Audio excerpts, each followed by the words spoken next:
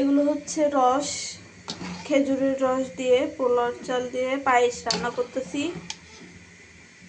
কিশমিশ, তেজপাতা আর এলাচ দিচ্ছি পায়েসটার মধ্যে। এখানে একটু পানি দিই নাই, সবগুলো রসের মধ্যে শুধু 2 মুঠ চাল দিয়ে দিছি আর একটু লবণ দিছি। চিনিও দেওয়া লাগবে না। অনেক মিষ্টি হয়েছে, পানি ছাড়া শুধু রস দিয়ে পায়েসটা বানাইছি।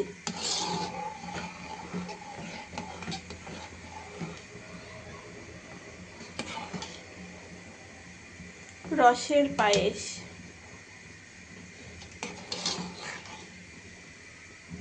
দুধ দিনে, কারণ রসের যে টেস্ট আর ঘ্রাণ সব চলে যাবে যদি দুধ দিই। এই জন্য শুধু রস, একটু লবণ, এলাচ, তেজপাতা আর হচ্ছে কিশমিশ এগুলো দিয়ে পায়েস বানিয়ে ফেলছি। টাটা।